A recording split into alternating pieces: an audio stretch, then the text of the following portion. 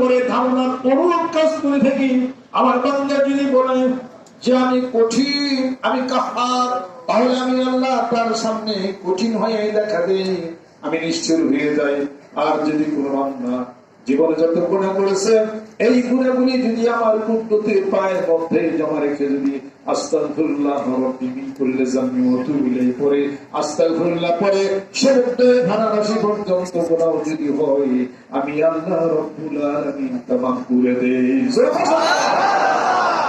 আমার বান্দা যদি মনে মনে জিকির করে, স্মরণ করে, আমি আমার কুদরতি দিলে আমার বান্দাকে স্মরণ করি।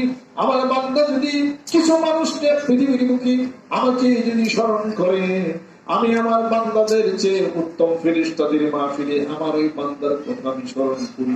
আমার বান্দা যদি আসে আধার, আমি যাই তার দিকে এক হাত। আমার বান্দা যদি আমার দিকে আসে এক হাত, আমি যাই দুই হাত। আমার বান্দা যদি আমার প্রেমের ভালোবাসায় পাগল হয়ে ঘর থেকে যদি ছুটে হেঁটে হেঁটে আসে, মহান মাবুদ বলতেছেন আমার কুদরত এত গরিব হয়ে যায়, আমি আমার বান্দার দিকে দৌড়াইয়া দৌড়াইয়া যাই। এই কথাগুলি কি বানিয়ে কই না হাতে শিখে যাচ্ছে যেরকম এগুলো কিছু শোনেন। ব্রেন ওয়াশ করেন নেতা কর্মীরা, আপনাদের কর্মীদের ব্রেন ওয়াশ হয়ে যাবো, তারাও জিজ্ঞেস করা শুরু করবে।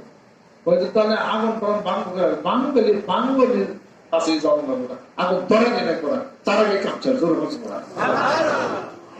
শোনেন, 40 থেকে 50 লক্ষ লোক মাথার ব্রেন ওয়াশ করে আমরা আনছি না? ব্রেন ওয়াশ করিনি আপনার? ব্রেন ওয়াশ ছাড়াইছেন এমনি? ব্রেন ওয়াশ যদি না করলে রয়েছেন কেন? কোনো কারণ আছে? কিছু আছে একটা, যাহা আছে কোরআনুল কারীমের মধ্যে, যাহা আছে হাদিস শরীফে, এর বাইরে কোনো কিছু নাই। এর বাইরে সব পরিত্যাজ্য, বাইরে সব ওটা অগ্রহণযোগ্য, গ্রহণযোগ্য না। কিছু ব্রেন ওয়াশ হয়েছে, তাছাড়া দাঁড়িয়ে রাখছেন কেন? ব্রেন ওয়াশ হয়েছে, মাথা টুপি দিচ্ছেন কেন? ব্রেন ওয়াশ হয়েছে, পাগড়ি বাঁধলেন কেন? ব্রেন ওয়াশ হয়েছে, তাহলে পরে মেসাক কেন করলেন? ব্রেন ওয়াশ হয়েছে, এরপরে দস্তরখানা কেন মিশাইছেন? ব্রেন ওয়াশ হয়েছে, জিকির কেন করেন? আত্মশুদ্ধি কেন করেন? জলমান ঠিক